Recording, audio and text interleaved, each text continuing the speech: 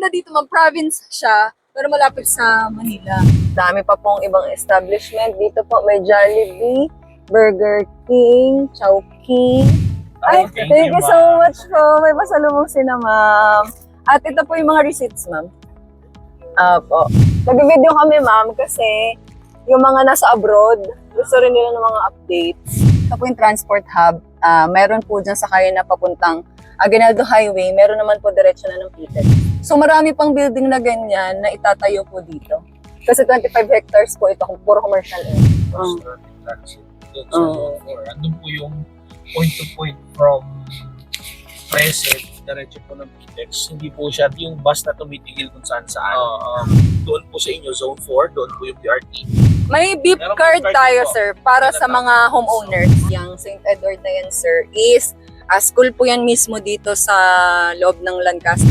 Gagawan din po ng commercial area, yung parang gano'n. Zone 1 po kanina, na 25 hectares. So marami na rin po nakatira dito. 95% na po yung construction status eh. So ibig sabihin po, buo na po yun. Ganyan po yung drainage natin, no, sir? Ganyan kalalaki. Ito na po yung entrance. From here, ayun na po mismo yung house niyo pala. Kita natin kanina. Ayun po yung bahay niyo. Ilan lang po kayo magkakatabi? So ito yung RE9, guys. Yan. So may drainage na dito, guys. Ayan na yung mga poste ng Meralco. Ang laki pala, sir, ng lote. Isang bahay pa nga eh. Ayan, ma'am, umikot na dito yung shuttle. Dito, sir, yung NU, National University. Ito po. Ito po, Uniqlo Warehouse. SM General Trias, yan, sir. This year po matatapos. Tapos dito po, may church din sila dyan. Yan, clubhouse. Ito na po yung City Hall. Mabilis ang biyahe. Siyempre, So excited. satisfied na. For retirement home po, tama? Yes. Yung,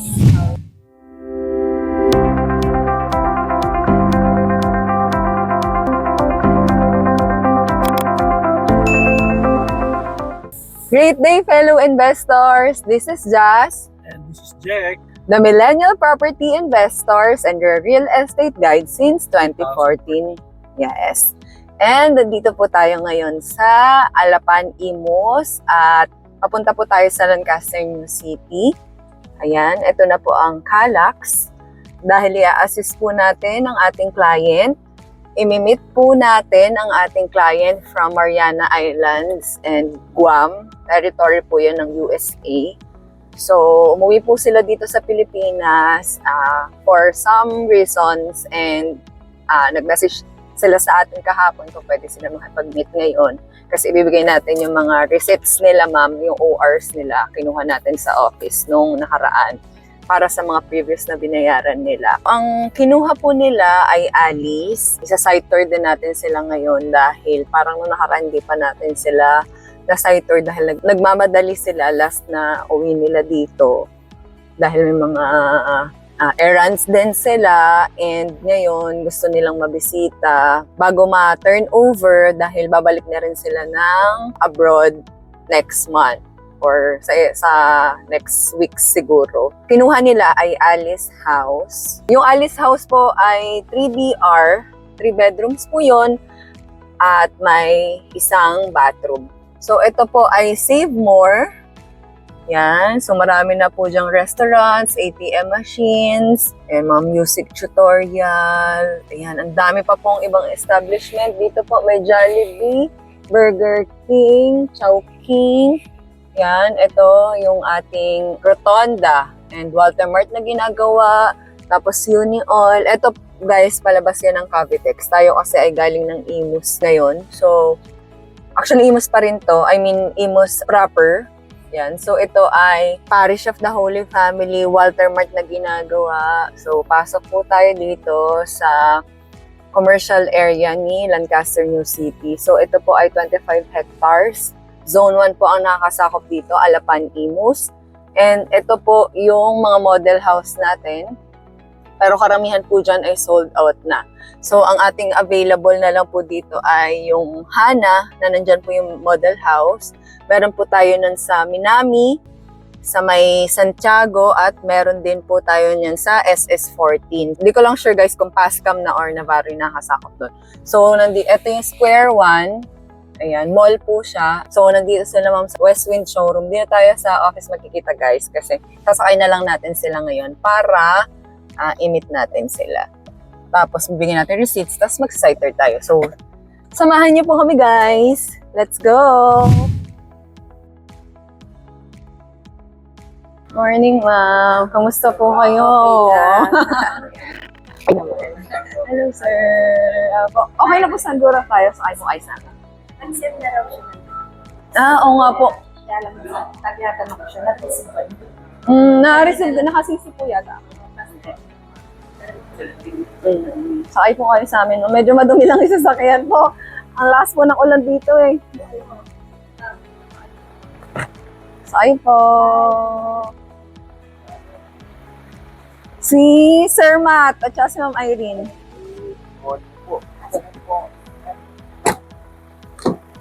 Ma'am, okay lang nag-video. Pwede namin kayong i-blurred kung gusto niya. Sige, pwede. Okay lang kahit hindi. Ayan. Hello, ma'am. Si Ma'am Irene po at si Sir Matt po. Fresh from USA. Pero hindi USA na mainland ka, ma'am. Apo, ma'am. Ay, thank you so much po. May pasalubong si na, ma'am. At ito po yung mga receipts, ma'am. Apo. Nag-video kami, ma'am, kasi yung mga nasa abroad, gusto rin nila ng mga updates. Parang kayo ma'am, parang nag-reserve kayo na abroad na. Nasa abroad din po kayo, di ba? Online. Opo. Yun po kasi doon nila nakikita, ay legitimate to, ganun. May clients. Yan, nagpapavideo yung client. Thank you, ma'am. Yan, ito ma'am yung Square One. So, mall po ito. Opo. Meron po dyang grocery, yan, mga ATM machines. Nakita ko din yung pagkalan natin Ayala Malls. Ayala Malls. Doon, sir. Apo, actually, sobrang ganda po ng development. Ayan, ma'am. Office yan ng River Park. So, may Starbucks na rin dyan. Yung River Park po is developer po siya ni Metrobank. Development siya ni Metrobank na nandoon banda sa left side bago po mag-zone 2. So, malapit po sa inyo. May daanan din po doon. Ayan, ito, sir, maputol ka na. Ito po yung transport hub. Meron po dyan sa kayo na papuntang Aguinaldo Highway. Meron naman po diretso na ng PTEX. Yung PTEX po, land port po siya kung nasaan po yung mga sakayan from QC. Doon po kayo bababa. Tapos, doon po naman, sasakay naman kayo ng Cavite naman. Or Batangas. Meron na rin po dyan Leyte, Bicol. Opo. Para siyang airport, ma'am. Pero land by land. Ito, ma'am, yung Square 2. So, marami pang building na ganyan na itatayo po dito. Kasi 25 hectares po ito, puro commercial area. So, ayan po yung Shopwise. Tapos, ito po ay MC Home Depot. Parang Wilcon, ma'am. Opo. Yan. So, meron na rin dyan, ma'am, Mandawi Foam. Yung bilihan po ng mga furnitures. Tsaka mga materials po. So, hanggang dito po yan gagawin. After dito, ma'am, ang nakakasakop na po ay General Trias na. Ito po ay Imus pa. General Trias na siya. Apo, General Trias po. Zone 4 po. Tama po. So, from here po, nasa 8 to 10 minutes drive. Opo. Pero pag sasakay po kayo ng shuttle po, doon sa transport hub, may diretso na po sa inyo. Hindi na po siya iikot dito sa mga naunang places. Kasi ibang ruta rin po yun doon. Yan, ito na po yung naghihiwalay sa Imus at saka General Trias. Shuttle po. Apo. Tapos dito po sa Zone 1, alam ko may naikot na po ng PTEX. Pero for sure po, pag dumating yung time na na-turnover na rin po, dumami na rin po yung mga tao sa inyo. Possible po meron na rin. Kasi, andun po yung point to point from Preset, diretso po ng PTEX. Hindi po siya yung bus na tumitigil kung saan saan. Meron lang po siyang pinaka parang ganito po. parang sa ibang bansa, ma'am, Apo. may drop-off at saka sakayan. Dito kasi, ma'am, sa Pilipinas, di ba? Para! Kahit saan. Ayan, dito po, yung BRT na yon is from project ng government na diretso hanggang PTEX. Yung commuters po ng Cavite, mga commuters, hindi mo mahirapan kasi maraming nagtatrabaho po sa Manila. Opo. Bali, I think 5 lang po ang stops nun. From 13, diretso PTEX, 5 lang titigilan. Imus, General Trias, yung doon po sa inyo, Zone 4, doon po yung BRT. Then Tanza Naik Road, and then 13, I think 4 or 5. Dito sa City Hall ng Imus. Kasama yung City Hall. Ilang oras and travel time yan altogether? Kapag From yung BRT, 13 po. Opo. Usually kasi ang travel time po niyan kapag yung tigil ng tigil, yung bus, usually 2 oras po yun. Opo. Sa project yun. Most probably po, it will be cut by half. Opo. Kasi nga po, 5 na lang yung titigilan. And then, yung BRT lanes po, yung linya ng buses, pagdadagdag po ng bus, yes, parang dedicated for the bus lane. Parang Opo. ganon. Kaya, parang sa EDSA po, di ba, may bus lane sila. Yun. Parang magkakaroon. Sa ibang bansa kasi ma'am, kung saan lang yung drop off, Opo. nabasa. Doon talaga ikaw baba. Opo. Maglalakad ka talaga kung gaano kalayo yung pagbabaan. Hindi sinabi yung rate ng fare. Wala pa po, sir. Wala Opo. pa ngayon po. As in yung ginagawa. Kasi yun po project ng Mega White at saka ng MGI. Yung may-ari din po ng Lancaster. Opo. Yes. Ay, pag-partner po sila kay Lancaster. Tsaka si Mega White. Gumawa po ng PTEX si Mega White. Yan. Ito po ay iMart. So, merong Save More dyan po. Tapos kanan po papuntang City Hall ng Gentry. Pero may daanan din po doon sa inyo. Ito po ay mga access road po. Ito may palengke po dyan. Tapos, mga bilihan din po, convenience store. Actually, ang dami na po dyan. Hindi pa Hindi po. sir. Pero malaki Opo. na po yan. Malaki na po yan. Dito po ang proper sa kanan po. Opo. Malapit po sa City Hall. Pero, hindi rin ganun kalaki, no? Marami rin palengke po kasi si Gentry. Malaki po kasi. Progressive na po kasi si Gentry ngayon. Ito po yung start ni River Park. Parang naging part po siya ni Lancaster kasi in some point of time, nagkaroon po sila ng partnership. River Park na kayo totally magkahiwalay sila na Ngayon po, magkahiwalay na. Kasi dati, sir, si Federal Land, part siya ng conglomerate na companies ni Metrobank. Ayun, GT Capital, sir. So, si GT Capital, bumili siya ng share ni ProFriends, 55%. So, naging major shareholder siya. Ngayon po, nung namatay yung tatay ni si George T., yung may pinakamay-ari ng GT Capital. Ayun po, SM. Mamaya, tayo dyan naman. Ito, sir, shuttle to. Ayun po yung shuttle. Pero marami pong ganyan doon sa transport hub. Depende po sa ruta niya na magkano pupuntahan. bayaran dyan? Nasa 20 pesos yata, sir. Pero hindi card kasi yung May beep Meron card beep card tayo, po. sir, para sa mga homeowners. okay. Opo. Pupuntahan mo na lang yun. Opo. Opo. Pwede po kayong mag-load sa app lang. Yun. Tapos, sir, continue ko lang yung kwento. Yung sa GT Capital, sir, di ba namatay si George T, yung pinakatatay ni Metrobank, na may-ari ng Metrobank. Ayun, sir, naghiwalaan. Iba yung plano ng mga anak. So, kinuha nila yung share pabalik. Binili ni Po Friends yung share niya pabalik sa kanya. Ang ibinayad niya po, mga lupa. Kaya ayun, sir. Kaya yun, mamaya po makikita niyo, ipakita namin sa inyo. Kahit yung mga nandito po, makikita nyo. Opo, dito meron din sila eh. So, lahat yun po, tatayuan ng Ateneo, 20 billion. tatayo ng SM. Yung SM po, pinakamalaking SM sa buong Calabarzon. Ang tinatayo dyan ngayon. Sabi mo yung total property naman is 25. Ni ProFriend, ay nilang kasi po, 2,400 hectares. Opo, yung commercial area doon, sir, na pinunta natin, 25 hectares yun. Imus ang nakakasakop. Ito po, Gentry. So, yung 2,400 hectares na yun, sir, General Trias, Imus, at saka Kawit yung nasasakop niya. Apo. Ito na, sir, yung naghihiwalay sa Zone 1 at saka Zone 2. Ito, pagtawid natin dyan, Zone 2 na. Ito po, pa left side, papuntang 13, Amadeo, Tagaytay. Tagaytay. Apo. Pala-pala, Dasma. Ito, sir, kanan, papuntang Rosario. Cavitex, meron din dyan. Kawit. Doon po kayo duman kanina, tama po? Apo, sa Cavitex.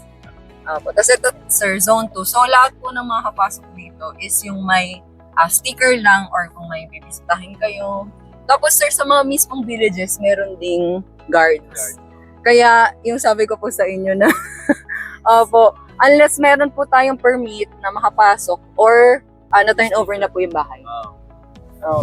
So, yung St. Edward po, yung St. Edward na yan, sir, is school po yan mismo dito sa loob ng Lancaster na merong mga College and ano pa lang. senior high po, hanggang senior high. Preschool to senior high. Po yung campus po, sir, doon sa zone 1 natin, nasa 5 na. Plan kasi dito, sir, 500 radius away from your home, merong campus. Opo. So, syempre, inuuna po muna yung mga nakatira. Opo. So, So, hindi po sa kaliwa, dati po Lancaster, lahat po kayo yung Metro Bank. So, kaya ano idol rin yan, po de-develop din. De-develop po yan. Kaya po lahat ng Another project. opo. Ang tanong din natin, hindi binabahati ko lang ito. Hindi po, sir. mataas po ito. Yung sea level. Yung elevation, sir, hindi namin kabisado. Pero pwede natin i-search. Search ko po mamaya. Opo, hindi binabaha. Ang binabaha sa Imus po at saka Bacoor. Kasi nga po, in General Trias, pataas po yan. In General Trias, Ilang, Amadeo, lahat po yan pataas. Kung mapansin nyo po, yung ating perspective kasi hindi masyadong kita, pero pataas na po yan lagi. Kaya hindi po binabaha. So, parang mas maganda yung drainage system ni Gentry, Yes, compared kay no offense kay Imus. Kasi binabaha. Ano, sa sir? atin. Ang Tagaytay, mataas yun. Opo, pataas. Ayan. So, ito po ay zone 4 na. Ayan, pagtawid po natin. Ito po, pinagawa rin ni Lancaster yun. Kasi meron pong highway dyan sa baba. Opo. Mamaya, sir, doon tayo dadaan sa labas para makita niyo po yung mga access. Ito, sir, zone 4 na yun. Lahat ng nakikita niyo. Yes.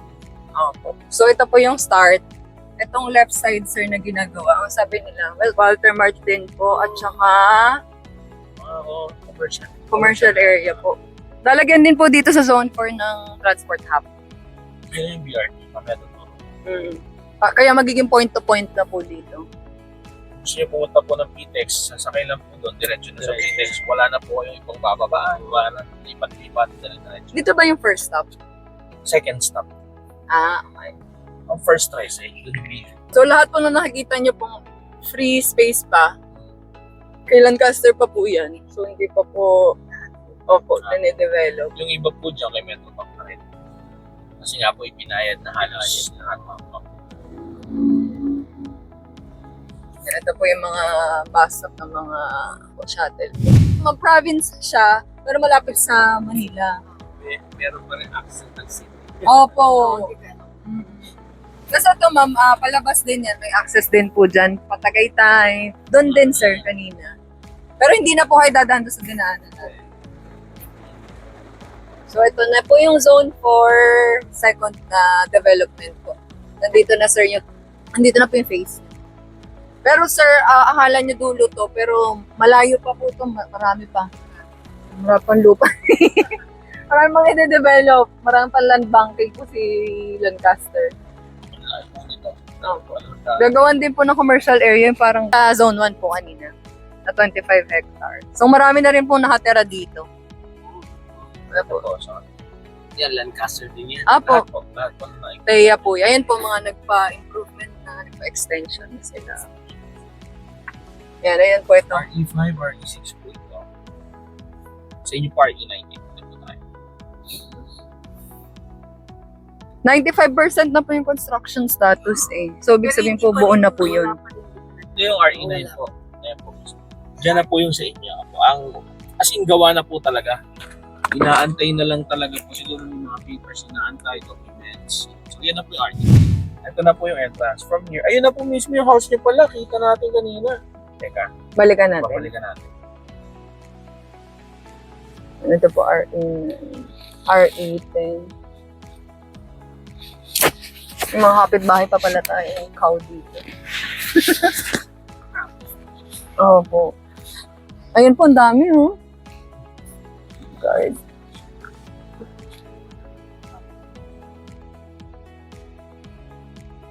Ganyan po yung drainage natin, no, sir? Ganyan kalalaki. Ano po yung bahay niyo? Ilan lang po kayo magkakatabi? Ayan po, nakikita niyo po yan. Kasi po, Yung poste po ng block. Sa tabi po niya, yun na po yung bahay. Corner. Katabi po nun. Katabi. Tapos, Susunod. Ilan lang po kayo magtatakbuhan? 5 lang. Kita niyo po yung iba, Yeah. mahahaba na. Meron pa nga dyan, 20 sir. 20, 30 na magkakatabi. Sa inyo po, yan ang mismo. 5 lang naman kahit. Ayan, bumaba tayo saglit. Ba natin sa yung video tsaka picture. So, ito yung RE9 guys. So, ito ay Block 11. Yan. Ito po yung ating kalsada. So, probably 5 to 6 meters to. Yan. So, may drainage na dito guys. Ayan na yung mga poste ng Meralco. Ayan. So, ang laki ng lote nyo pala, sir. Ito po, gagawin pa yan ng 0.5 meters na pathway. Kaya possible mag-total to ng 6 to 7 meters po yung kalsada. So, ayun po yung water connection. Ang laki! Ang laki pala, sir, ng lote. Isang bahay pa nga eh. 50 square meter yata o 60 yung lote nila, sir. Check ko mamaya sa papers ko. 1, 2,